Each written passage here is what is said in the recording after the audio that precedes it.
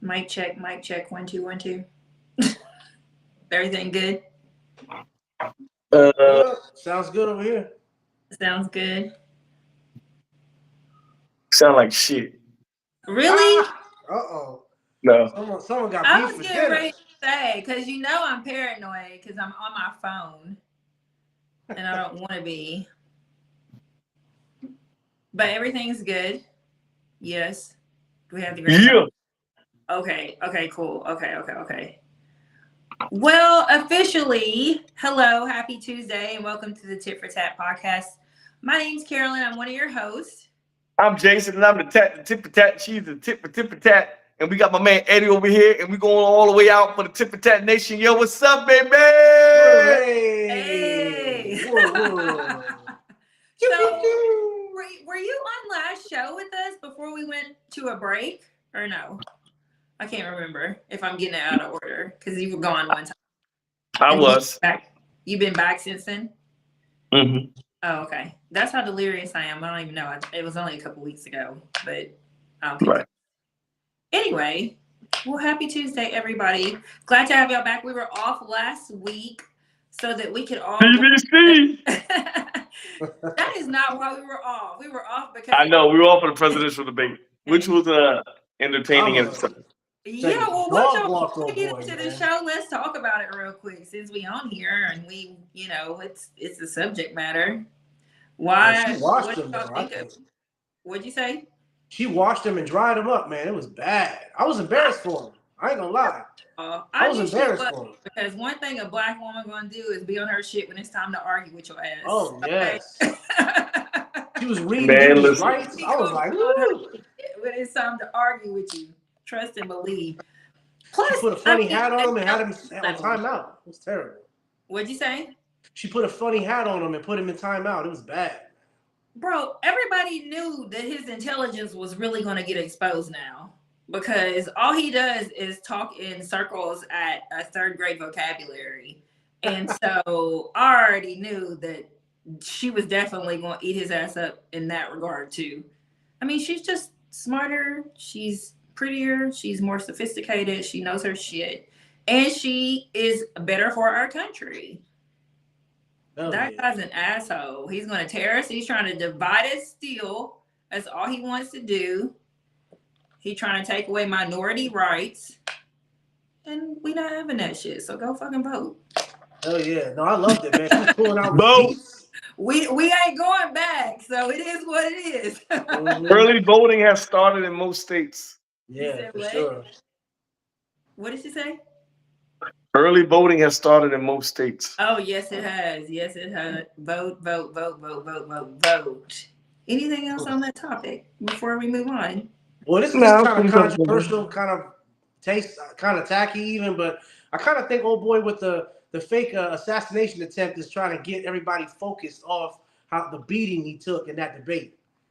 Because my, my Oh, man had a sneaky link over at the golf course trying to get, yo, man, stop it. My man over I here. mean, it's so freaking ridiculous. And it just makes me upset that people actually engage and believe the nonsense. It's just like, are y'all for You real? you know the black delegation did not believe that shit. Yo, but yo, these people out here they covered it so It is hard. not going to work. It's covering it. They're covering it so hard that it's like it's taking the focus off the debate. Because really the high off of the debate was the fact that we all saw his ass get beat up on national TV. You think it's taken away from the debate? Because I really don't think. I personally Can y'all think hear that me? ain't nobody paying no attention to this assassination. I don't know. It's just wild, man. It's just it reminded me of remember back in the day when old boy Michael Johnson was racing and then he faked a hamstring injury just so he wouldn't lose the race. That's what Trump Yeah. reminded me of. Like, Oh, he pulling all types of hammies.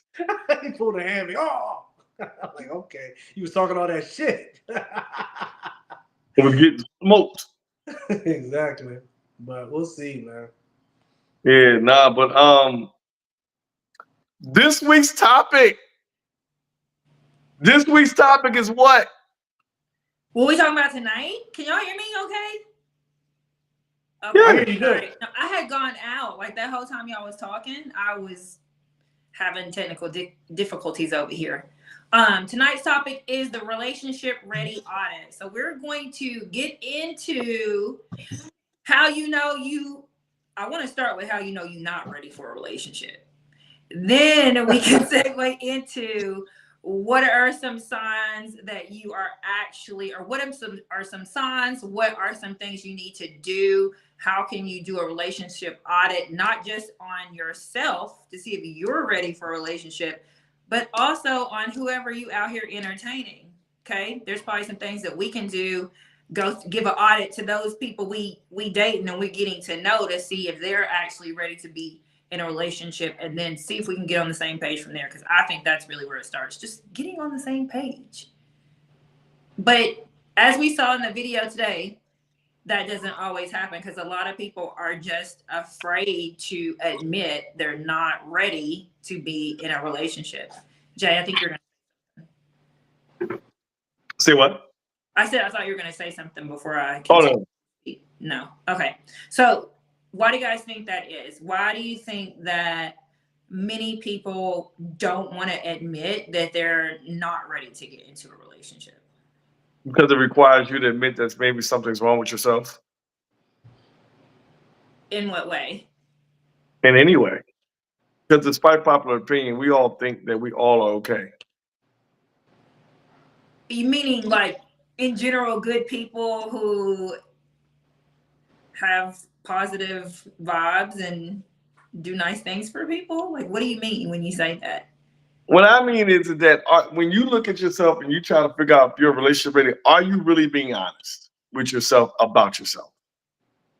I think that's where it starts. I don't know that people are doing that. I mean, I think that you're probably not being honest with yourself, just like that's what keeps you from being honest with the people that you're dealing with about the fact that you're not ready to be in a relationship. If you can't honestly say something like name 2 or 3 things about yourself that you could be like say you could improve on, right? If you can't do that, you're not really being in a relationship. Okay, so that's one piece of the audit. You got to be able to is there a time frame involved here? Do you like got to immediately, you like get 2 seconds and you have to start launching off things you can be better at? Or can you like No, sit in it? it's just being able to have some self-awareness and then being able to say, you know what, these are the things I'm working on. I'm not perfect, and I'm working on these things. And you think that And struggle to with this? mitigate those things in a relationship, I'm willing to blah blah blah blah blah. Right? Like, say like I'm the type of person to jump to conclusions based on my past, right? Well then, all right, what am I going to do differently to mitigate that issue that I have, right? I can easily just be I can say to the person, listen, one of the things that I know that I do is jump to conclusions very easily based on blah blah blah. So to mitigate that, I'm going to try my best not to do it. If I do, please check me on it and let me know that I'm doing it, and then I'll try to course correct. Like if you can't say that or if you can't do that sort of thing, you're not ready. All right. Jay Mitch is joining us a little bit late, but we're talking about relationship ready, how to do an audit on yourself, how to do an audit on the people that you're dating, and why we are not honest with ourselves about our relationship readiness. Well, the self audit starts with having some type of self awareness. A lot of people just walk around this earth not realizing how much of an idiot they are, or how much, or, you know what I'm saying, or you know what I mean. They they just don't know who they are to the world. They know what they see in the world, but they don't know who they are to the world. And I always talk therapy. You need to see somebody to figure out uh, who you are to the world. How does the world see you, regardless of how you think you're presenting yourself? Um, and in terms of how regulate the other side of things with the other people, you definitely have to. My grandmother used to always say, You got 2 ears and 2 eyes and 1 mouth for a reason. Look twice as much, listen twice as much, and speak half as much. So you can really peep what's going on, especially when you're dealing with people, because people are going to, over time, show you exactly who they are outside of what they're saying. So I think, you combine those two things and, you'll have a much more stronger chance of getting exactly what you want. And do you think, is that more geared towards women? Do you think?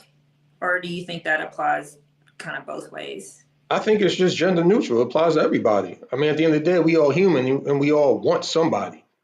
And in order to get that somebody, you have to be one, a person that somebody else wants, and two, you got to be able to see and find somebody for you that's good for you. Not just, you can grab anybody, but I think it's a little harder trying to pick somebody than it is to project your best self, because there's just so much more involved with that other person.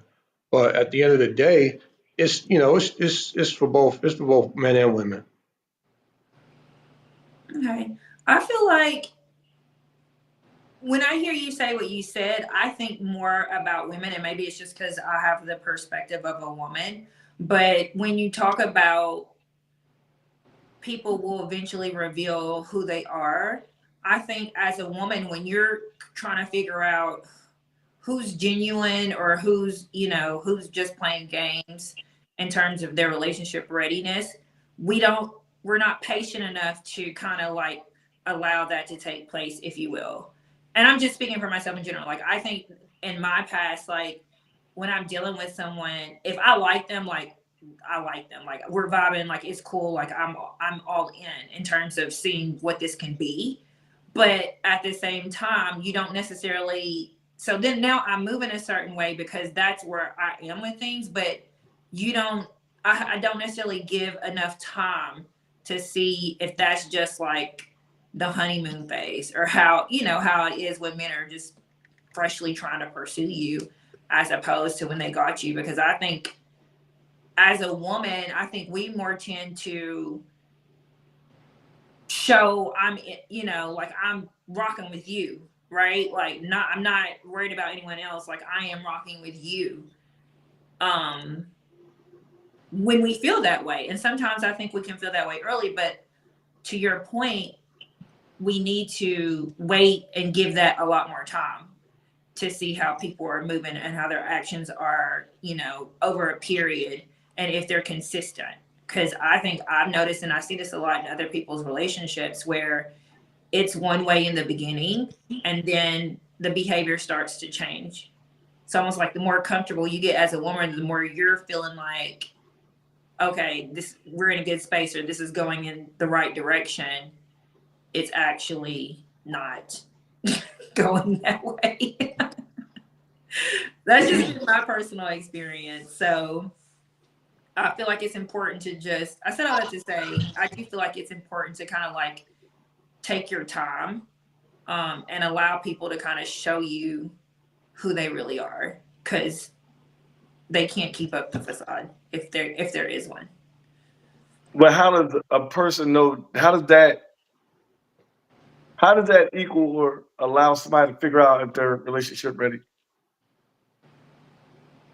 Because if their relationship ready, then their behavior is going to be consistent. They're going to be consistently doing the things that you would like to see them do. When I think of the question, "Are you relationship ready?" I'm thinking of somebody looking themselves inward. It's not somebody telling me if I'm relationship ready. It's both. It's not me telling you. If I am a woman and I'm dating you, it's not me telling you really your relationship ready. It's me learning whether or not your relationship ready, because you're going to tell me what I want to hear to get what you want. That's how it I don't works. think you can tell me whether or not I'm relationship ready. I can't tell you if your relationship ready. I think I can tell you if your relationship ready when it comes to me, because our relationship will be unique in that these are the things that the expectations that I have for a relationship. And now I am seeing if you're able to do those things consistently. Right, So but that doesn't make you not relationship ready, period. So are we talking about relationship ready for you, Carolyn? Or are we talking about relationship ready just for in general? no, I'm talking about in general. I was just giving my own thoughts and examples based on Right. And so what I'm saying is that when you bring in another person, that doesn't necessarily mean you're not relationship ready or not. You are not based on that one person and what they think. you're saying. I'm not saying that it's based on the person you're dealing with and what they think. You know within yourself if you're relationship ready. How? Because that's what we're discussing right now. We're talking Right. about And what I was asking you being is self-aware. right, but what I was talking about your point. You were saying that if somebody's in a relationship with you and you're like you tell them or you explain to them that they're not in a relationship, well, is that what you were saying? No. Okay, so we go. I'm trying to figure out what was it that you were saying? I didn't understand it. I don't know how to say it other than how I said it. I'm confused about how you got confused about that. Like I Well, don't. then say it again. I'm basically saying if there's me feeling like I am relationship ready within myself. Like I am determining as myself that I am ready for a relationship, right? Mm-hmm. And then there's also performing somewhat of a relationship audit on who you're dealing with, who you're potentially going to get into a relationship with. And what So that audit is that audit for you or for them? it's an audit for you to decide if they are be ready to be in a relationship with you. Okay. Okay. So again, I don't think that's fair. Even if you're doing it for them, even if it's for them, it may not. It may just be that they're just not for you. You may be relationship ready, but that doesn't mean that like and that other person, because how I'm looking at it, right, and what we're talking about, it's just in general being relationship ready, and not just for a particular person or a particular relationship. Just in general, are you ready to receive love? Are you ready to be in a relationship? Not necessarily with a person, but just in general. Are you ready to receive and be in a spot where you're ready for a relationship? Yeah, and that's fine. We can talk about that aspect as well. And Right. I'm The only reason why I say it like that is because I don't think it's fair for I don't think it's fair in what you're speaking of. you don't You think dig it's what I'm saying? because you're thinking of it's more general, right? Well, not just that, but it's like it makes it a little bit more personable in regards to the person that you're dealing. Explain what you mean by that. So if I say like we're dating, and And you can know you, you're hold on, sorry, I'm sorry to interrupt you, but I tried to mm, text you in private chat. Can you scoot back? oh my bad. Like you know, have So your say like we're dating, right? back some more. Say like we're dating. Jesus Christ. Why did this move all of a sudden change? All right. Say like we're dating. Is it still too much?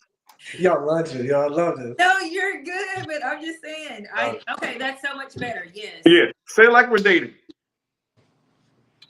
And you're like, yo, you know you're ready, right? But you're like, I don't know if you're ready, Jason. There's a difference between Jason being ready for you and Jason being ready in general. I agree, but why do I care if Jason's ready in general? Like I Be- mean that's great. I want you to be. I want a person to Because be ready. I could possibly walk away from you feeling as though I'm not ready in general. So you're saying based on me, if you're not ready to be in a relationship with me, that can somehow influence you feeling like you're ready to be in a relationship at all? Especially if you say that. Especially if you say it. Oh, if I say I don't think you're ready to be in a relationship. That part. Well, why don't you? But okay, so I'm glad you said that because then you can be specific.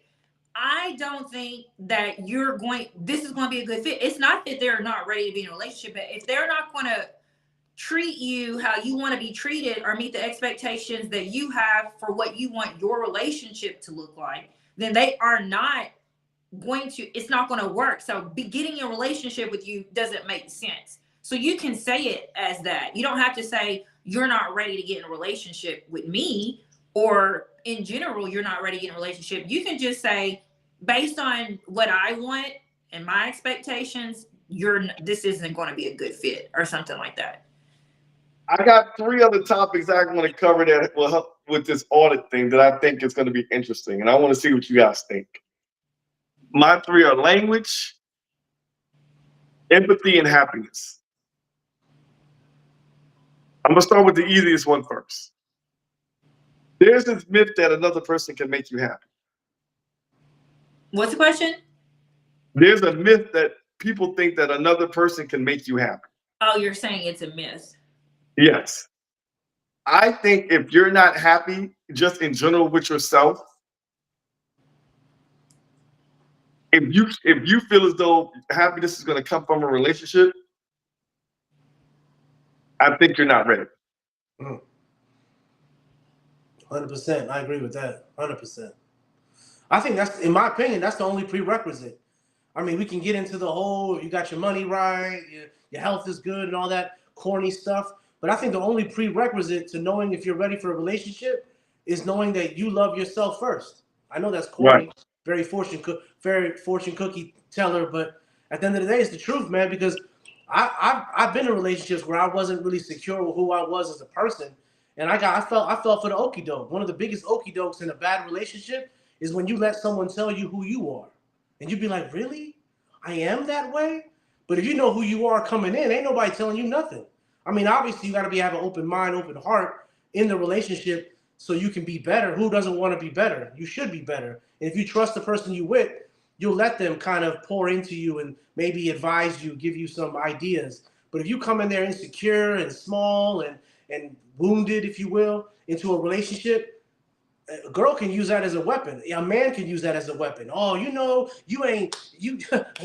They might use secrets against you. You might fall into this. Oh, real.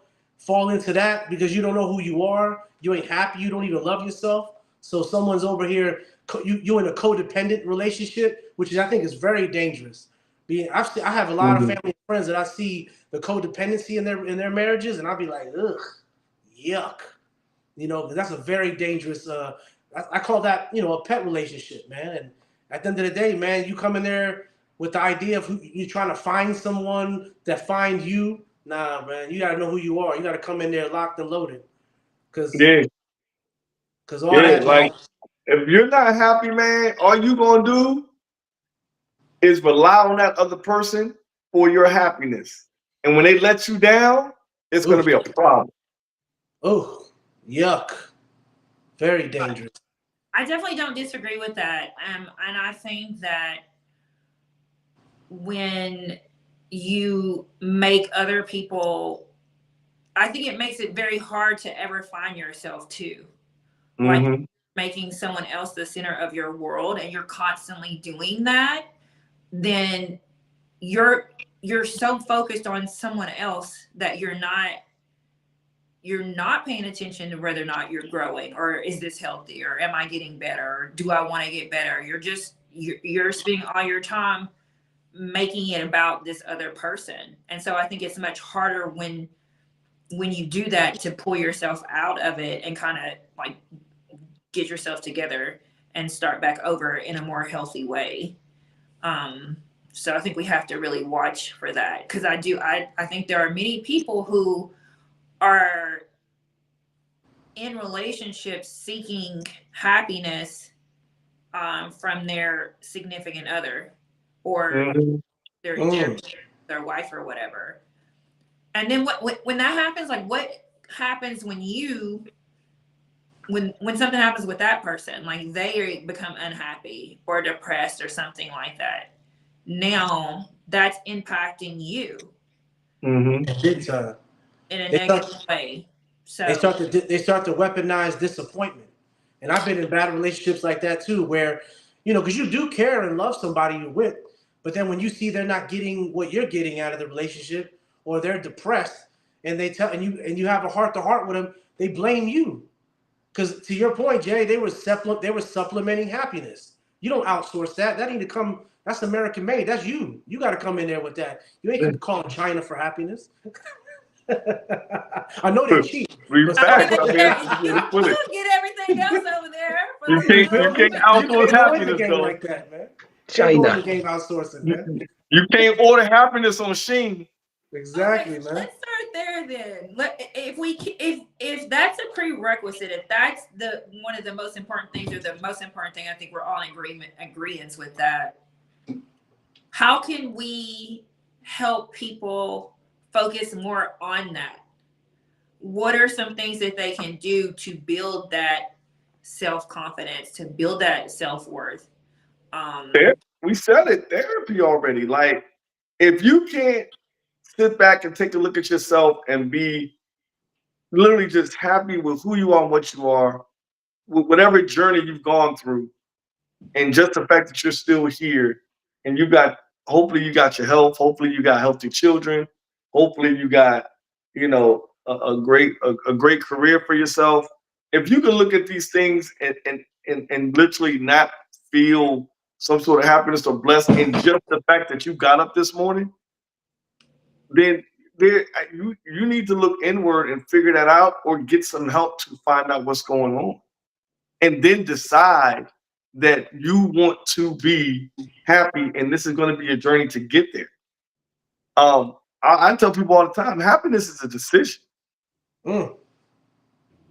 Like, I decide to be happy, and in that decision, when I make that decision, I throw that energy out there so that nothing can really take me off of that, right? Like, no matter what, all the things you could, a million things can happen. At the end of the day, I got my health. I got me. I got up this morning.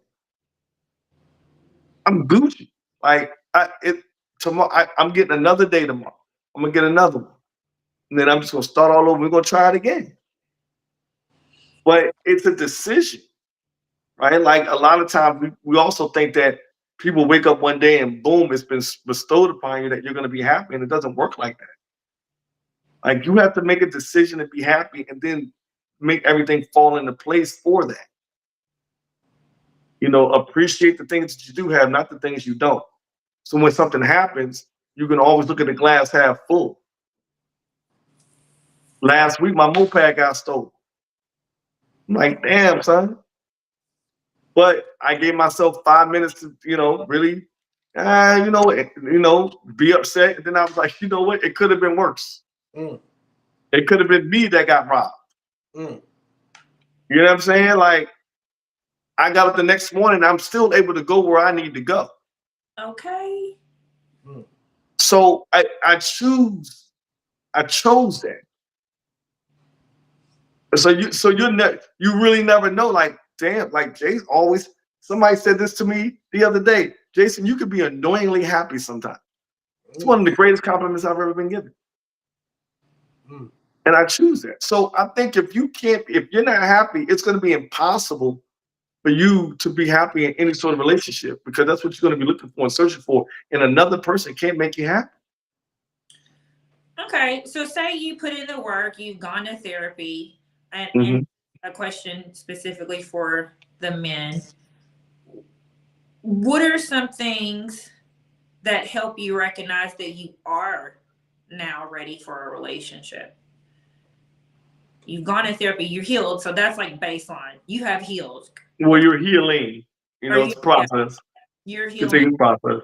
Absolutely, you're healing. Well, this goes to my next thing. My next two things that I was going to talk about, as far as empathy and language. So that's a great question. Matter of fact, it leads right to that.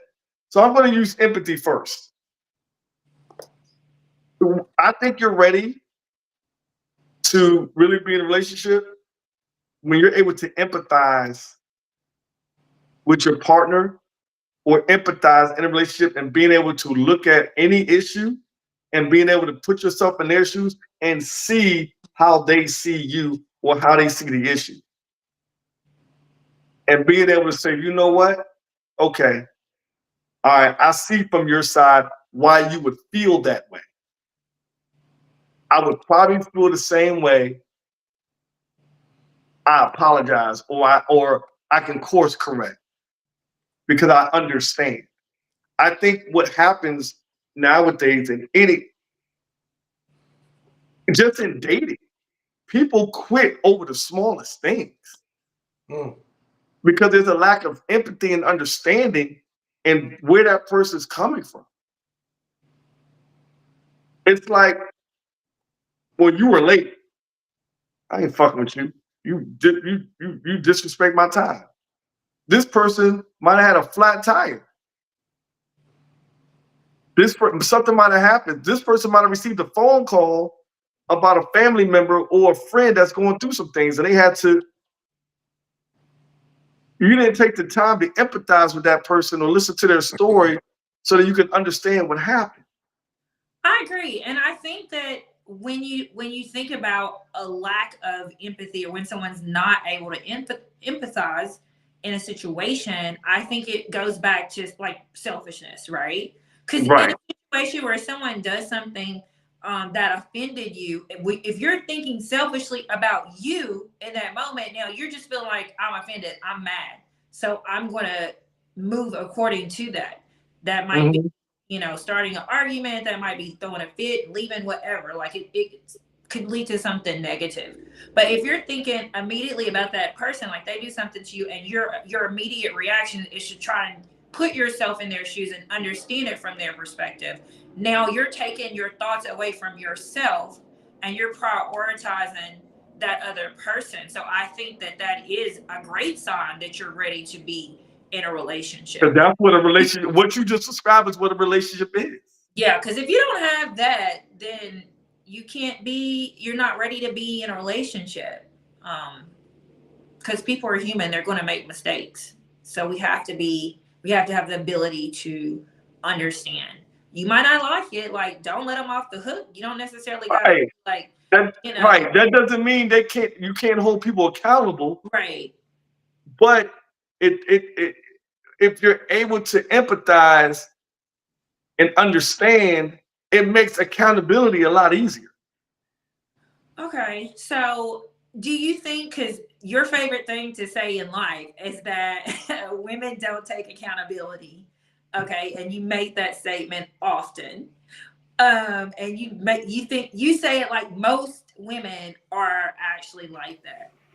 So do you think, so from that perspective, do you honestly think that there's a lack of empathy from women that doesn't allow them to take accountability when they do? All the time. Let a man talk about his struggles. First thing a woman says, well, that's we go through that all the time. We literally don't even get a chance as men to have a moment of, damn, this is what's happening. I'm poor. And then if we do, it gets compared. It gets minimized. You were so right that Carolyn ran off the screen. She left. She Right, didn't even take it. No right. accountability. It Didn't gets even say bye. minimized. Minimize. Like it gets minimized to where we end up shutting down and not wanting to have or talk about that anymore. And let's not get into the name calling when a man tries to be vulnerable, this, that, and the third. But it happens all the time.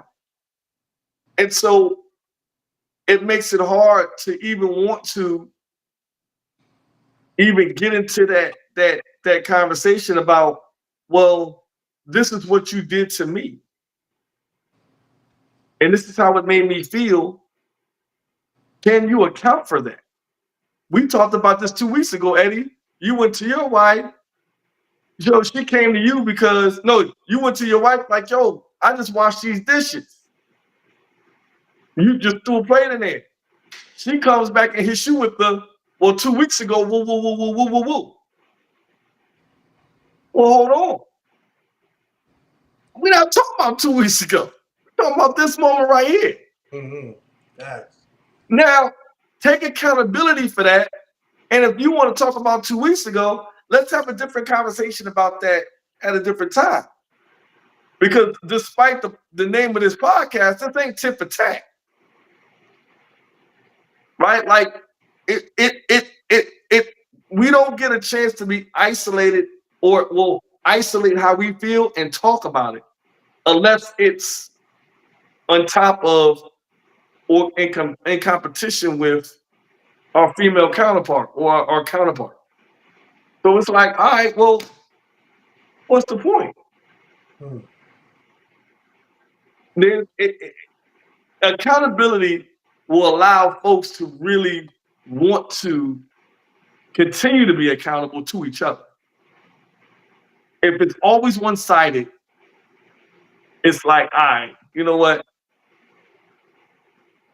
I don't know. It just, I don't know. Again, it goes back to having a mature understanding that there's an outside world and you're just a part of it versus the outside world is a part of your world. Mm. If you look at it like the world revolves around you and you the sun, then of course everything's always going to be judged. It's you're always going to feel like you have the right to determine what is and what isn't, what's right and what's wrong. And at the end of the day, there's a whole world out you outnumbered. You completely outnumbered. I had the fortune of raising kids. I understand how when a child thinks, I want what I want when I want what I wanted, that's a perfect example of there's no empathy. There's no the world deserves a space as well. It's just here I am and I'm taking up all the air in the room. Like children don't understand that. And as you grow, you're supposed to understand that I can't take up all the air in the room. It doesn't benefit me ultimately, but also it's not fair to anyone else. And as adults, we're supposed to take that understanding, and we're supposed to go out into the world and in each interaction, try to look at it from the other side. What are they thinking? What are they feeling? How is this affecting them? And if you use that empathy, especially in checking to see if you're ready for a relationship, if you have that power, then you more likely than not do just fine in a relationship. Whereas somebody else that's just sucking up all the air in the room in every situation, every opportunity they can get, they gonna struggle.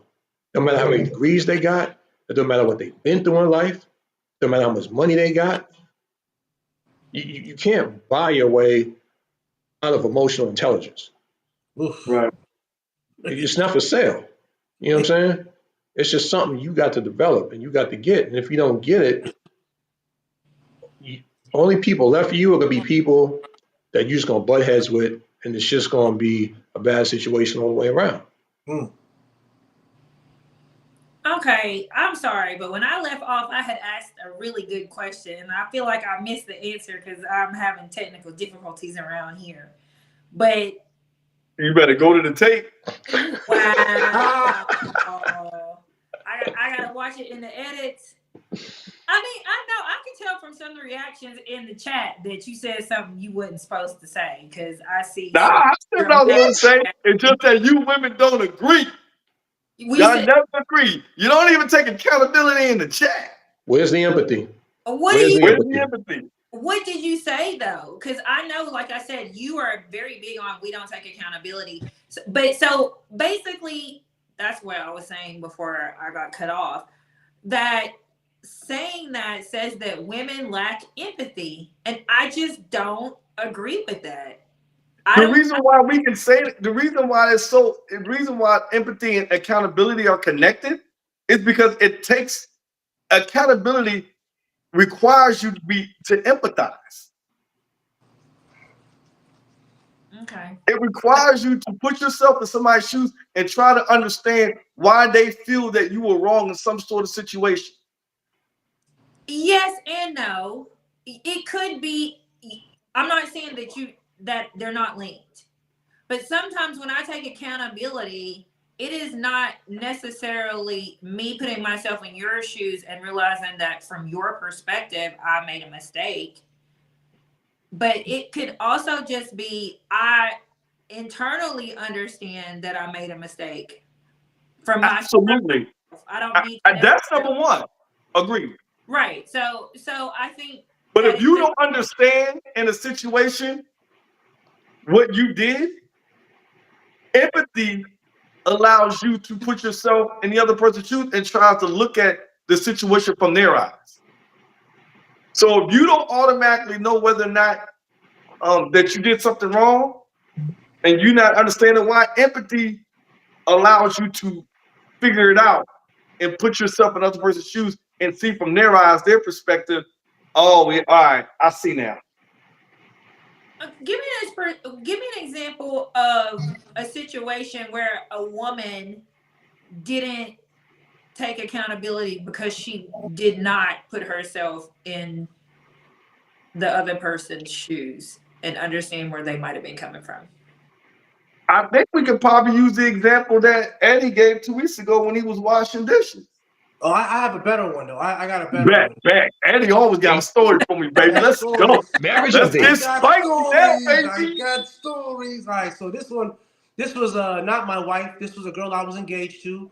We lived together, and back when we had a cellular phone, we had a cell plan at the same time, and she she said, we lived together at the time. I was paying the rent, I was paying utilities, paying everything, and she said, well, let's switch over to AT&T, and I'll pay the cell phone bill, and that would be her only bill. So cool in the gang. That was bet. So next month came around, and she don't, no one, when you take on someone's cell phone bill, you don't know what their calling habits are. I have a lot of international families from all over the seas, all over the country, all over the world. So I was calling people from Canada, people from, Dominican Republic, family here, Colombia, whatever. So when the cell phone bill came out, it was a grip. But that was because when we switched over to the new plan, it didn't honor the grandfather plan that I had with Singular, which was a plan where I had like a bulk, I could call international. Anyways, the cell phone bill was, not what we agreed. It wasn't like, it wasn't like $50 or whatever. It was like more like $200. And she refused to pay it. She said, I'm not paying that. I said, what you mean you're not paying? You agreed to pay in the cell phone. I didn't know it was going to be 200. I didn't know they were going to they were going to change my plan because if I switched over to a new whatever. She goes, well, I agreed to the cell phone, but I thought it was going to be $50. And then she said, no, I'm not paying it. So I had to go in and pay my part. And my point is, that's total accountability. And I didn't throw in her face that I paid for everything else. I could have been an asshole and been like, bitch, I pay for the food. We not even married. We just together, bro. Like we ain't even married. I'm paying this. I could have been corny and been like, oh, I done paid for your hair and all this bullshit. But my point is like she couldn't even honor her one agreement. Because I know for a fact if that was any of y'all Jays, that situation, he would have been like, all right, yo, next time figure out from AT&T if they can honor that old plan. But you would have paid, the 200. And guess what you agreed upon? That's your word. Yeah, I didn't know it was gonna be 200. I didn't know if they were gonna do an okey doke and switch my plan to the new plan that wouldn't honor the old plan. Oops. But at the end of the day, you still said you was gonna pay it. When I take you out to dinner, bitch, I don't know you gonna get the lobster and the the surf and turf with the market price. Am I supposed to holler But at we you and pay be for like, that shit anyway. Carolyn, I was thinking you wasn't gonna go over $40. Did you think we was going to get a salad? Market price I gets was you. You thinking know you what was I'm gonna get saying? the Did pasta. nobody say I but have you enough gonna money order for the surf pasta. and turf, the motherfucking appetizer, two The bottles of two wine. martinis, the two Yeah, apple nigga, come martinis, on, son. and Come the on. tiramisu. I didn't know all that, but I'm ready. I'm ready to pay it. I'm ready to pay it. The 200 on the bill. Fine, whatever. Okay, You feel so me? he did not. Even though I just got the minestrone soup. I laugh at that because I will order up everything on the menu, but I Cause also you fat and greedy.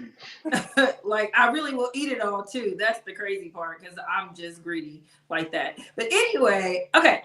So I want to understand.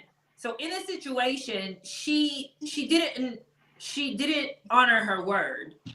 Not at all. She pushed back hard without realizing that I'm paying everything else. And I'll throw this in there. At the time, here's the real kicker. At the time, she was making more money than me. Mm-hmm.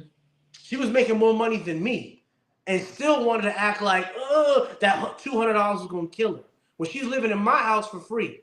You've been to that old, you remember that old house, Carolyn, the one where I used to have parties at? That one. Yeah. Yeah. Okay, so did that come up again ever? Oh yeah, it did. We had, I believe in. I'm real big on Yelp reviews, right? I'm real big on outro interviews, So exit interviews. let's focus on the accountability piece here. So when it was revisited, was there any accountability taken at all? Then did she ever say, you know what, I should have paid it because that's what we agreed to. That was my bad, or something Never. like that?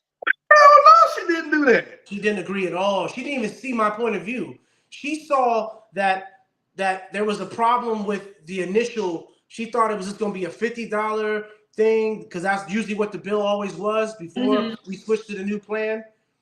But then it was 200, and she just went crazy and was like refused to pay for it. I said, "Well, can you at least help me with half?" And she was like, "Nah, I refuse to pay it." Like thought that she was like protesting, like the bill wasn't going to, like the bill was going to give a fuck. the bill going to be a bill. This ain't the lunch counter, sweetie. We got to pay this. You feel me? Okay, This ain't boycotting. The bus is moving. Okay, so are you able to? Do I think that she was wrong in that situation? Absolutely. And then the fact that she never admitted it, like that's wild. I broke up over that actually. Real tough. Really? Yeah, I gave her 2 Because weeks she to move wouldn't out. acknowledge. Wow. Not just acknowledge her. She gave her word on. Here's something I don't think y'all women understand, and this is something that men thrive on. When you say you're gonna do something, fucking do it. Like your word is your bond, whether you like it or not, right? Like if we say we're gonna take you out and we're gonna pay for dinner, just like you said, if you go out and order that surf and turf, well, fuck it, we stuck, man. That's oops. Because We we gave our word. We taking care of shit tonight. Yeah. You know what I'm saying? Like that's just what it is. We say we're gonna do something, do it. So women, that I was don't my know if y'all stance. have That that was my same stance. sort of. 100 grand. I literally, even towards the end, when after like a week went by, when I was kind of telling my friends that were giving me the same advice y'all giving me at the time, because at the time I just ate it. I was like, fuck, all right.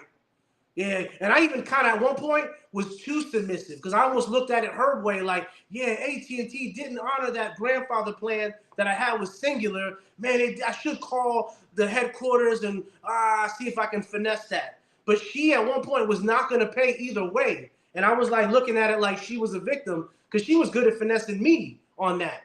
But then after I poured into friends like y'all that were like, nah, bro, that's wrong. She make more money than you right now, and she ain't paying nothing in that house, bro. Nah. So then I literally was like, I came back and I was like, yeah, this, if you don't see the wrong in this ain't gonna work for us. Is there And she any just would not part? see the wrong in it.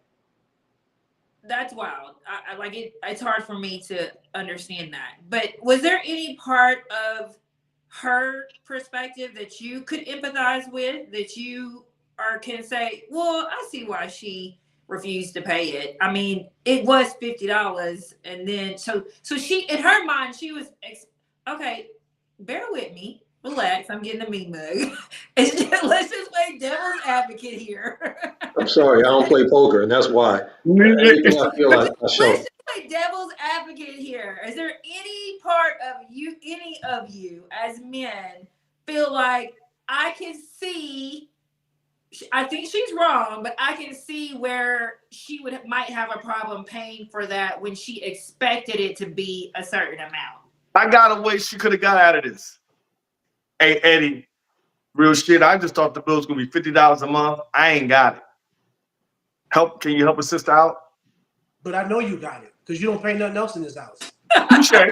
But let's Oops. But let's And pretend boo-boo, she you ain't make had more it. than me. But let's pretend in the scenario that you made more money. Woo woo woo woo. You know what I mean? Let's pretend. If she was able to at least come clean, like, yo, I thought the bill was just gonna be 50. I ain't really, you know what I mean? Like I was just, my budget I set up for me was just for $50. This is what I could afford. And I'm, again, This is assuming that again. That she's broke, and you come to Eddie, and this is all I have. All right, cool. Like that is one maybe scenario where that person could come back and be like, yo, I fucked up. I thought it was gonna be this. I ain't got it. Can you help? Because in that spirit right there, maybe you didn't say that in the first place, but when shit the fan, you at least came clean. Yeah, no, 100%. If she would, a matter of fact, if she would have been living with me, not making as much as me, or even making less than me significantly, I would have been like, yeah, no, that's 200. You know, I'll talk to corporate and see if I can get that finessed in some way. But the fact that I knew that she was making more money than me, knowing she wasn't paying nothing in that house, bruh. And then I'm gonna be petty. Y'all can judge me if you want. She fucking around and brought like brought a pet in the house, bruh. Like she had like, you know, so it was like at the time I'm like, and then she wanted the phones. I didn't even want the new phones. You know, she got, you know, she saw the commercial for the new phone, and it was like, oh, we can get those phones, and we can get a his and her phone. I'm like, I'm good with my phone. Yeah. She's like, nah. And then, of course, to get the new phone, you got to get a new plan, right? And they don't honor the old plan, which is how I got Okie Doke. So that's how it became 200. But my point is, I didn't want the new phones. That was good money. I was good with my little Razor at the time. I had a Razor. Not the Razor. No, okay, I get that. I hear what you're saying. And I understand. I'm able to put myself in your guys' shoes and understand why you would feel that way. I really can. And I do think she's wrong. So okay, let's turn it back a little bit more to the Hold on, I got one more way. I got one more way to see if somebody is ready. Okay. Language. I'm about to get deep on y'all. I'm about to bring out some Love Jones. I'm about to bring it out. Language is the possibility of love. Everybody, every woman in the audience that's listening, I got a question for you.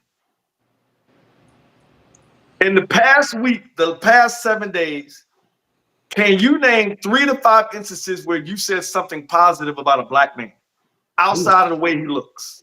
Ooh. In the past, how many? 5 to 7 days. Past week.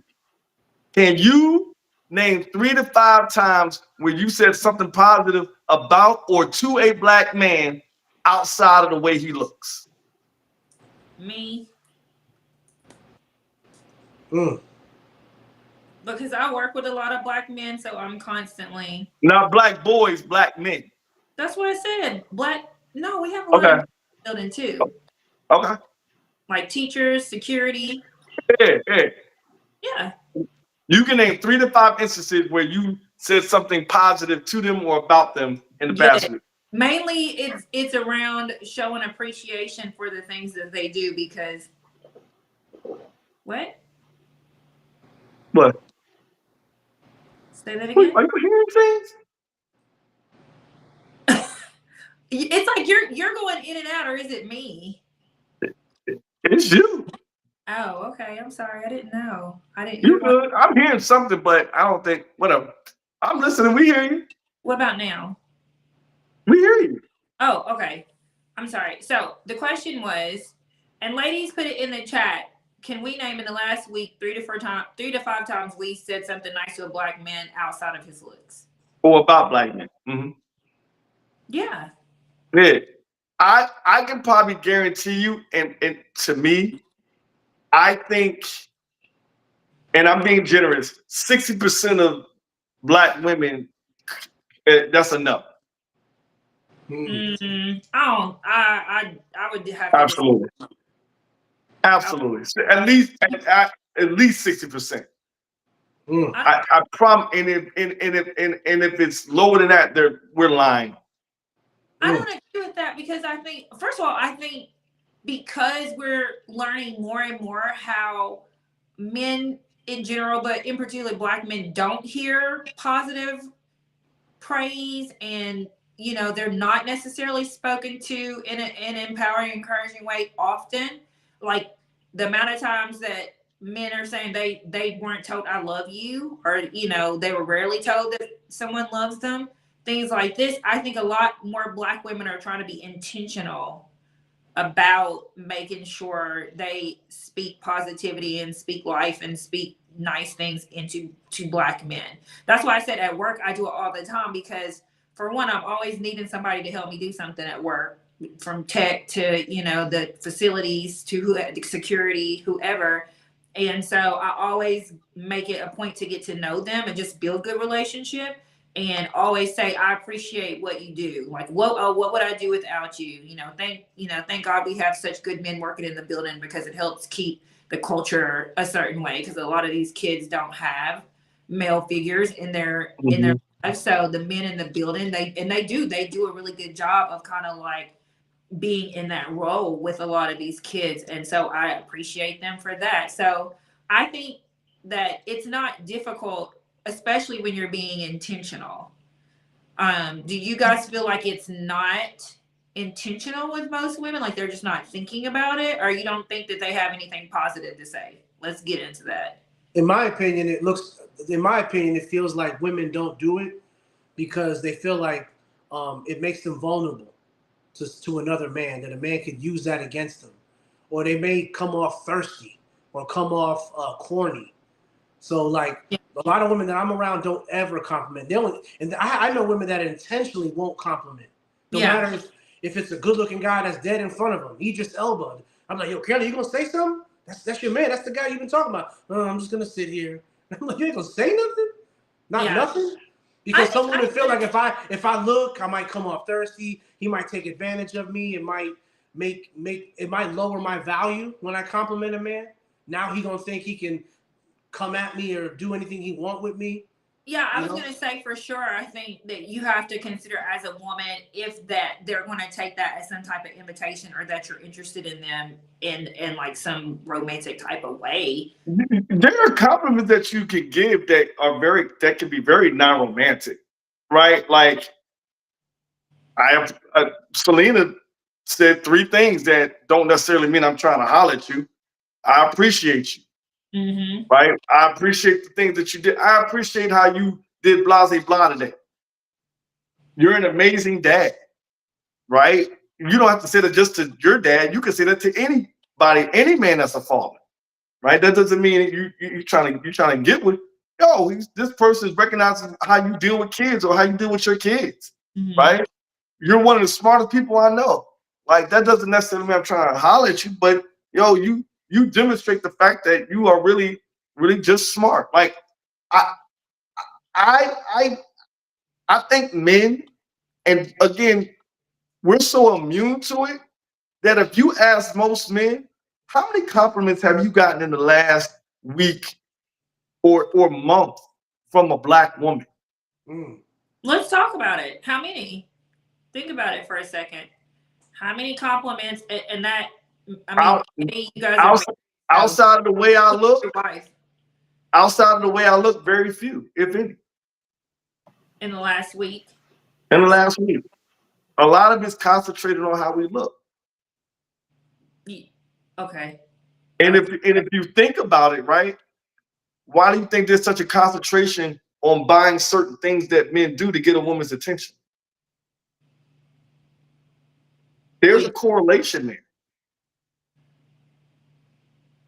If there were other things that women really started to look at and compliment, maybe there could be a shift in the way men act or the things that they do. And you're an amazing provider and you're a great husband. You do all these great things, right? Even though it may be things that you're supposed to do. And again, we're going back to words of affirmation. Language is the possibility of love. If I'm saying that you're an amazing person, you're doing all these things, guess what this man is going to want to keep doing? Mm. Those amazing things. Because he hears it and he's appreciated for it. Right? We're not men, we're not very difficult creatures. We're not that complicated, to be honest, which we're not. Um, and so with that said, it's like, and when I'm talking about, and social media is such a strong, like It's worse than TV. It's something that we can't cut off. I mean, you can cut off, but it's like a drug. And so this drug brings you to this planet, this institution, and you're subliminally being fed stuff fast paced all day long. And you're scrolling and you're taking in all this information. And what do we always see and talk about? Right? If it's not a woman directly talking about how a black man is or isn't, it's indirect. And so you hear these things all the time, and you see it and hear it all the time that you almost become numb to it. And part of, I think, our divide between black men and black women is the fact that we don't speak enough positively about each other. And so when I meet a black woman, it's not just about how she looks. Because I watch TV, I watch all the amazing things that black women do. And so I'm in awe of what y'all do all the time. So when I meet one or I'm around one, it's like, damn, y'all come from great stock. Y'all do amazing shit. And so now now I can say it to you. And I look for that. And so if you're doing something with Carolyn, you're a wonderful teacher. Know you for a long time. I can say that. Thank you. Because I'm looking for that. That's what I'm looking for. That positivity. And so when I'm looking for it, so I speak it. And so what ends up happening is you're drawn to that. We're drawn to people who speak light into us and positivity in us. So imagine if we started shifting and started giving out much more positive language to each other. But you also have to be in a great place yourself to do that, like we talked about earlier. Mm-hmm. Big time, Mm-hmm. big time. Right? So if you're in a great place yourself, right, and you're in a positive place, you can be positive because you're going to look for positivity. Mm-hmm. I hear women say this all the time, I'm not going to let y'all disturb my peace. Yeah. Well, guess what? Since you're not letting anybody disturb your peace, since you're at peace, give some. Mm. Mm. I mean, I agree with everything you said. I think that's important. And the power of what life and death is in the power of the tongue. So what we say matters.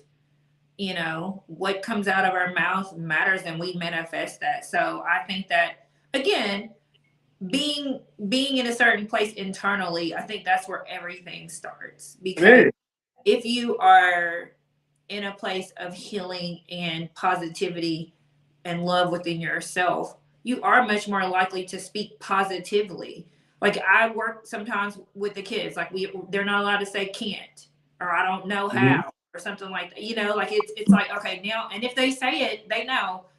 I remind them they can't say it, and then they have to counteract that negative statement with something positive. Now you have to say something positive to counteract it, like just like cancel it out of the universe that you just put out there, because that's true. And then, as I think about what you said, how would things shift if we were speaking more positively over each other? I think that is so key and so powerful. But we don't do it. And one of the things I thought about when you said that was like our music. Like our music, and I mean, I sing along the lyrics in the shower, just talking about, downgrading women and stuff too. I listen to it. I sing it in the shower sometimes when I'm listening to it then. And so maybe we should start to, and I'm not saying like, oh, let's give up all the Jeezy, because no, but at the end of the day, I need some Jeezy every once in a while. I cannot survive without Jeezy, okay? I must listen to Thug Motivation 101 before I go to work. Understand the type of environment that I'm in. Hey, it's real out there in them schools. Hey, listen, TM 101, baby. I get it. Okay, that's all I need. If I can't have that, I'm not good. But go ahead. Oh, no, you. No. I was gonna say, imagine, and this is where I get this from, right? A lot of women right now are in a place where they just don't like men, or they're coming out of a space where fuck me, right? And you internalize that. So you could in the next moment meet the man of your dreams, your soulmate. But because you're in a place of fuck you, you're not going to see that. And I'm not saying that you can't be mad at the last man that did you dirty. I'm not. We're human. You are allowed to have those feelings. What I am saying is that we should be able to shift from that, leave that pain with that person, and recognize that may not happen with the next guy. And what you end up doing is shifting how you see that next person. You stop looking for what happened to you last time. Not saying that you can't be guarded, but you don't necessarily look for that. You look for that positivity. You look for those positive things that person brings to the table. And through that lens, something, I'm not saying that person's going to be perfect, but you're better able to navigate and negotiate that person better and not based on the last guy or the last woman or whatever. Like, you see what I'm saying? Because you left it there, and you know you're in a positive place with yourself where I took the time to internalize it. I watched it out. I know I'm a good person. It wasn't me, or maybe it was me, and I learned my lesson. I changed. I've done what I need to do. I'm ready to rock and roll, and I see that this person, that I'm going to give them a fair shake. I agree. And again, that's where you know when you're ready. And I think that's a really good point, because I think that a lot of people, they do in fact struggle with that, and I think that is kind of like a very much a red flag as far as whether or not you're ready to be in a relationship or not. Because when I even think about my own personal experiences, and my sister gets onto me about this all the time, because I will make negative statements about, I mean, I've done it on the show. I will make negative statements about men, based on my experience in the past. And even when I meet, like if there's someone new that comes into my life or tries to get to know, like for example, the other day I was out and I met this guy, right? And he was like texting me and he was like, well, I want to get to know you. And so my therapist said, when you want men to expand on what they mean, ask them, what does that look like for you? I mean, I use it not just with men, but I do use it with men. Like, well, what does that look like for you? So I said, what does that look like for you? Because he doesn't even live here. And so then his response was, I should be asking you that. And so I was immediately turned off. Like, to me, that was a red flag immediately, because it's like, why are you putting that back on me? Why can't you tell me what it is that you are, what that looks like for you, right? And then I will decide if that's something that I can work with or not, or what I would expect or what I would want, if you're going to be getting to know me. But the fact that he threw it back on me, it was a red flag, because I feel like it triggered my experiences with men who didn't know what they wanted, right? Because when you come into, if you don't know what you want, you might meet a bomb person, but you're not gonna handle them properly, because you're not really ready, because you don't know what you want, you know? So I just feel like I was expecting for him to tell me what it is that looked like for him and what he wanted out of getting to know me. And he couldn't do it. And I was like, well, that's it. Like, I was like, nah, I'm good on that. Really? And like I jumped the gun or something. But I felt like, no, because I've been down this road before. If you can't tell me what it is that something looks like for you, or what you want when you're talking about getting to know me or spending time with me, then what am I wasting my time for? Mm-hmm. He knew what he wanted from you. He just wasn't ready to spring that on you yet, because y'all weren't 3, 4 drinks in. It was probably during the day. You know what I'm saying? It wasn't nighttime. It wasn't behind closed doors. Oh, he didn't want anything I'm not important, saying that, right? but when you deflect like that from a simple question of basically, what are your intentions with me? Right. And the response is, well, I should ask you the same thing. Fam, obviously, it's an answer I'm not ready to tell you yet. Right. Which to me is saying you're not ready to be dealing with me because you don't even know what you want. But I'm also have those feelings of that because I didn't feel like I was wrong for that. But getting feedback from my girls, a couple of them felt like I was doing too much. Like that was a little bit aggressive. And I know I have a tendency to be aggressive. So I was like, well, was it aggressive? But Well, let me say this, man. I think everybody, but I think mostly women, in my opinion, have romantic projections of what they think a relationship looks like. Whether it's watching too much TV or whatever, whatever. Just, and I think you have to be realistic in the sense of knowing that no one really knows how a good relationship looks like. We just know that if you're getting better in the relationship, if you're growing in that space, then it's working. Whatever y'all doing. But this whole like trying to compare it to what someone said in the scripture or someone saw in Love Jones, like it don't look like that. I think one of my favorite scenes in Love Jones was the end where they were soaking wet in rain, like looking crazy messy, and they found love in that. I feel like that's how love looks like to me. Being under a bridge in a messy ass, wet ass Chicago fall, and y'all kissing. That's what love looks like to me.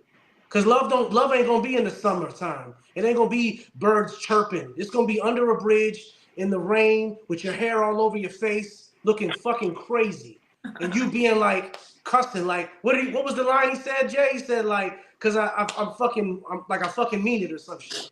Like Listen, it don't it wasn't even matter. poetic. This It wasn't moment, even poetic. yeah, he was like, only this what He only said, counts right now. This she moment goes, right why here. is everything so urgent with you? And he goes, because In this something like, moment in time, it's urgent than a motherfucker. urgent than a motherfucker. It wasn't even poetry. It wasn't even poetry. My point is that we can miss out on that if we think everything's supposed to be neat and immaculate and pretty and the birds are out. Sometimes you just gotta rock with shit and just see where it goes with your discernment. For I real. get it. And I don't think that it's always going to be pretty, but I do think you should be able to communicate what it is that you want or what something looks like. You're talking about a plan. What is my plan to get to know you? Right. Like, yeah. Right. Like, are we About, doing phone calls every night? Are we doing dates? Am I flying in? Am I flying you out to the crib? We date this, that. What am I doing to deliberately get to know you? I get it. That's fair. And if Yeah, I but can't answer that, in my mind, I always think of the scene in every movie we've ever seen, right? Where the guy, y'all listen to a song, it comes on, and you can tell the dude wants to dance, but it's always the woman that grabs his hand and says, "Let's get out here." And I think sometimes every man, not all men, but a lot of men need a little push, need a little grab, maybe a little cheat sheet, a little cheat sheet. And then by then you can see by the attempt if he's about you. Because if you tell him, all right, bro, I'm gonna give you the cheat sheet. I'm gonna give you the map now.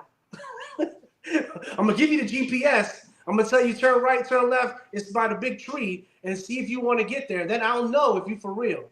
Versus the guy that don't even give a fuck. That's like, wow, whatever. I'm good. I'll send you a rose. Do what I always do to everybody.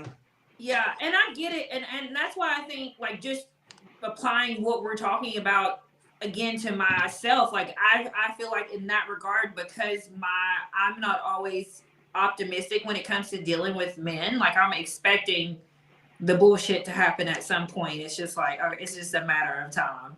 I get it. And so that makes me not relationship ready. And I'm not relationship ready because I don't necessarily feel like I'm ready to just blindly go out there and try it again. Like, oh, never see my husband could be walking by, sitting you next better to me open your eyes. at the bar. Like, I don't have that mindset. So I mean that just ties into our conversation. If you're not positive and optimistic about your chance at finding someone or having that partner or having whatever it is you want relationship wise, then I think that that's a sign that you're also not ready as well, because you're already going to it with a negative mindset, or you so spooked that the first sign of something you're gonna run. Like the first, are you doing the running man over there? Looking like Carl Lewis off the thing. Like, Yeah, give him a literally, chance to like, fail is what I say, man. Give him a chance to fail. Give him I, the answers to the test and see if he'll take the test. Well, I think Shit, a shit. lot of men sometimes stop themselves too. Like if they feel like they're not ready or they're scared to go deeper or whatever the case may be too. Mhm. So I think it doesn't necessarily, I mean, I think you can identify that in the opposite sex, but also I think that some people are aware of that within themselves, and that I think if you honestly communicate that, if that's where you're at with it, then it'll be fine. Like the last 2 or 3 guys that I've hung out with, I have very clearly communicated I am not ready to be in a relationship. That's not what I want right now. Like, and some of them have stopped talking to me because of it, because they're saying they want like a serious relationship, which is fine. I completely respect that. I just know that I don't want that right now. Can you But repeat that again, Carolyn, for the women that's listening right now? What the men said they wanted from you? that they said they were looking for a relationship. Just one more time, just in case there They're, was a little they're, they glitch in didn't there. hear you in the back. Yeah, They, for the I, people in the I don't think back. they The heard you people in the back. So I'm so like, ladies, there are men looking for relationships out there, but you just got to find the one that is in alignment with what you're looking for as well. I will Thank say. you. Nothing don't further, Your say. Honor. Nothing further. Yeah. Really. Oh my gosh. But I think sometimes it gets tricky, and there can be a disconnect with, I'm not saying y'all, there can be a disconnect when you are not real about how you feel. Like I've also met men who have said, I like you, you cute or whatever, but I'm not ready to be in a relationship. I'm not looking for that right now. And but I think it takes a mature, disciplined man to do that. Whereas some men will just ride the wave as long as they can. Like they're doing some things that suggest they want to be in a relationship. They don't explicitly say they do not want to be in a relationship, but yet they don't want to be in a relationship. So when push comes to shove and their back's against the wall, and this woman is wanting, some definitive type of answer, and then they don't get it, and now it's now a negative situation because she's now feeling like she's been played. And whether that was the intent or not, because it was hard for me to feel like people were intentionally playing people. Like, why would you do something like that? Like, I never thought about that way. But I know that it exists, right? So it's like, if me and you are seeing each other, we're dating, and then I feel like you intentionally played me, well, one, that's going to leave me with a bad taste in my mouth. So when the next one comes along, or I'm going to be less likely to be open to something with someone else because I just got played, right? And then also it creates bad blood in a way. Like DC is small. Like if I have bad blood with somebody that I dated before, I'm gonna, every time I go out, and I don't even go out that much anymore. Like I go out maybe once a month. I still run into somebody that I know every single time I go outside. Damn. Like for example, I'll tell y'all this story. I Yeah, ran get out into of this guy Clarendon. yesterday when I was out in Arlington. You ran into who? I ran I into said, this stay guy out of that I Clarendon. went out with. No, I met this guy one time when I went out by myself. This is like 2 years ago. And we exchanged, we ended up talking like that whole night. We exchanged numbers. We went on a couple of dates. But our first date, my girls, they kill me for this, because when I told them this, they was like, well, you should have never went on another date. We went on our first date. We worked out at the gym. That was our date. And then we walked across the street to get some kava, and I paid for my own kava. So all of my friends were like, What's the problem? The homegirls done cut her off. Damn. They They done ain't cut gonna the let her feed. finish the story. She They cut goes the to the feed toilet. out. They ain't gonna let her finish the story. No, homegirls jumped in. It's like, nah. Damn, son. Yo, and now I know how he feel. She just ghosted.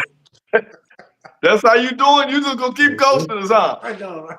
Right. I'll pay for the She, coffee. I swear. she keeps running in and out of my life, in and out of my life. I'm sorry. I'm on my cell phone, so anytime someone calls me, it disrupts the connection. So annoying. But anyway, What you got, a Cricket Wireless? Oh, he No. calling now, trying to buy a coffee. First of all, no. I have an iPhone, but whenever someone calls and you're on the mobile app, it disconnects you. Anyway, what I was saying was, Yeah, tell us about Kava Man. okay, so he didn't pay for my kava, but I still Calvin ended up Corey. out with him again at some point. And then he You didn't. spent the block? What? You spent the block? Well, the COVID thing didn't bother me as much. Like, I was trying to give him the benefit of the doubt and just be like, well, maybe it's just because, I don't know. He don't know you like that. Okay, whatever. It was a date, though, and it's just kava. However, okay, fine. So I ended up going out with him again. That time we I don't know, we just went to go get drinks or something. But I felt like that he was playing games because he would be like, oh, I'm in and out DC or whatever. And so one time he hit me and he told me he was somewhere, and then I ran into him when I was out because I was sorry. Oh. I went out and I ran into him, and I was with a dude. Wait. Run that back? Yeah, what? Yeah, you take a left sip. that up in Take the a show, sip. You man. just clear Take it. some Clear water. it. Clear Drink it. some water. This is Tell the important. story. This is important. She over here, miss. Look at this. This is what girls do. They leave He out details, lied bro. and said he was somewhere he wasn't. And which, why are you lying to me? Because we're not even on that level. But it's just the fact that you lied to somebody that you didn't even have to lie to. And I ran into him while I was out. I was out with another guy, but I was being honest about the fact that I was just chilling. Like, we weren't exclusively dating. And that guy that I was out with wasn't somebody I was interested in. Because you rarely see me out with somebody that I'm actually messing with like that. It's just, I don't know. Oh, you keep them hidden. Yes. Telling you, man. Yes, I do. It's a new age out here. It's a new age. Especially in the city. No. But that ain't because I'm intentionally trying to keep them hidden. It's like, if I'm rocking with you like that, why are we at we can sit in the house, watch a movie, have some drinks, listen to music, turn up here. Like, I don't, why do we have to be out for? So I just prefer, if I'm dealing with you like that, for us to be in the house. Because that's why he ain't pay for the kava. He was like, let's go. Why we here? But I'm not rocking with you like that. But anyway, every time I see this dude, he's out with another girl. And I literally saw him last night, and I was just not going to speak because, what do we need to speak for? Because every time I see you out with a girl and they don't be cute, that's a whole nother issue in and of itself. Here we go. See, where's the empathy? Where's the empathy? Don't be cute though. Where's the empathy? I think women should admit to that. Let me tell you why. You part of that. You part of his history. Don't be cute. I don't care. If I could take pictures of them, y'all would agree with me. I'm just saying, then you should never admit you dated this dude, then. Because then if you're the best he ever had, then. I had a point to that. Oh, the point was, I feel like I dodged a bullet with that. Because at one point, I was giving it some effort. You know what I'm saying? But then I realized he was just intentionally trying to play me. And then I see the other women that he was seen with. I was like, oh no, I would have had to go into hiding behind that one.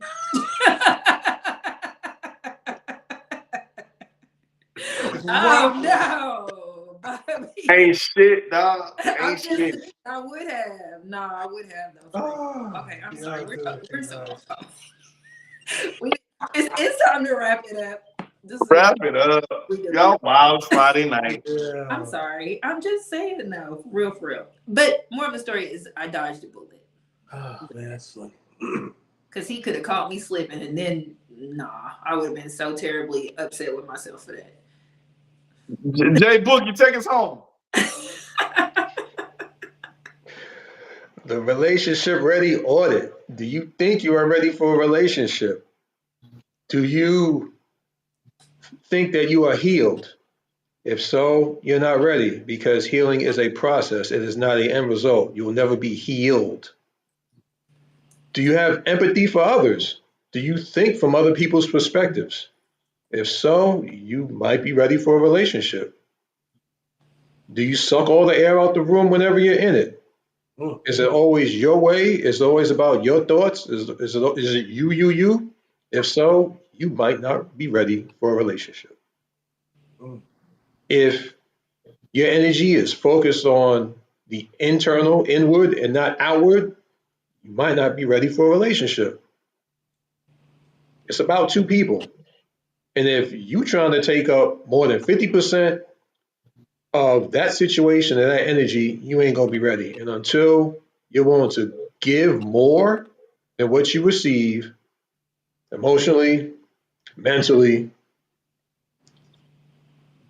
until you're ready to do that, you won't be ready. So, like we always say, go get yourself some therapy, go get some healing, and hopefully you will get on the path to where you will be relationship ready. mm, I mean, mm. Eddie, Eddie, what you got, Eddie? Mr. Fuck you, man. Okay. Nah, honestly, man, I don't know what it takes to be ready for a relationship. I think knowing how I was before I got into one and knowing how I am now that I'm in one, It's man, you know, dumb luck, huh? You just I straight don't up think got you lucky. I don't think you really ever know, man. I almost feel like as long as you love yourself, that then you good. I feel like it's, in my opinion, relationships, marriage is the ultimate team sport. You might have a wettest jumper, you might have the best handles, but you just want to make sure you can play with somebody that can maybe, get you guys more scoring, maybe more defense. That's all you got to look for, really. I mean, I still think about the was it '06 Olympics when we lost to Argentina because they were more cohesive than we were, but we had better squad. I mean, it was a squad with LeBron and Carmelo and Wade and all these amazing players. They just couldn't gel together, and I think sometimes that's really what a relationship is. You might come in knowing who you are, but you might be dealing with somebody that is toxic. My mom used to always say that a woman can bring out the devil or bring out the angel in you. And you may find yourself being with a woman that just brings out so much hate and brings out this devil in you that you don't even recognize in yourself. You're like, damn, this girl got me cursing her out. That's not even who I am. You know what I mean? And then you might be with someone that brings out this gentle, beautiful person where you want to, you're a Boy Scout, want to do everything for the world. You're singing Kumbaya at the bus stop. But I think at the end of the day, that takes being in the relationship, being in a couple of them, actually, to find out what works for you and the kind of woman that you do need. Because at the end of the day, I don't think, it's good that, you gotta know what you want because you need yourself first, but you gotta know what you want in this whole relationship game. And at the end of the day, I can't tell you when you said emotional intelligence, man, I'm still learning that as we speak. I'm 3 kids, 13 years in, and I still feel like I'm elementary. But at the end of the day, I think I love myself enough to keep wanting to do the work. And I think that's the secret to the sauce, is because that the diligence comes in knowing that you love yourself so much that you want to, succeed and have a legacy with this relationship so it can turn into all these beautiful things. And when you see Mhm. the motivation of all the beautiful things happening, that's the dangled carrot, really. You're like, man, I love this. I can't wait to do more for her. I can't wait to because doing more for her is doing more for yourself. And I think that's the beauty of it. yeah, I love that. Thank you, Jay and Eddie. Those were amazing closeouts. I just want to say real quick, thank you everybody for tuning back in. We missed you guys last week, as we always do when we are taking a break. Next week's topic is sticking to your standards. So there's a lot of back and forth about standards and what they look like and should they be adjusted or altered or whatever the case may be. So we're going to talk about having standards and sticking to those standards despite maybe the pressure coming from all different type of areas to maybe have you lower them or kind of be more flexible on them. And if that's what you choose to do, that's fine. But we're going to talk about all of that Thank you guys again. Every Tuesday we're here 8 p.m. live. And my final thought on the relationship ready audit is pretty much what everyone else says. It starts with you being honest with yourself about what it is you want and asking yourself, are you able to give? Because I know some people feel like they're in a place where they just have nothing to give another individual, and that's okay too if that's where you are. But just know if you're in that space, then you should not be in a relationship. And what you don't want to do is get involved with someone and moving in a way that's going to hurt them, because you're not ready and you're not being honest about that. So keyword there, being honest. If you're not ready to be in a relationship, communicating that to whoever you're dealing with and going from there. So love you guys, and Jay can close this out. Yeah, yeah. Again, always love to my co-host here. You know what I mean? Big ups, Jay Boogie. Thank you, Eddie, my lucky co-host. Carolyn, who always puts this thing together, love every week. I'm always glad that I'm here. Thank you for Tip for Tat Nation for tapping in. I'm going to leave you all with the fact that I think we're in a place where there's a lot of outside noise that's coming into our culture that's telling us to be divided, and we have to really tune into that and block it out, because we're hearing that independent is you know is a buzzword, and uh, having your own and this, that, and the third. And what we're missing out on, and what folks don't seem to realize, is that every other culture, you look at the most successful people, they're in a relationship. They're married.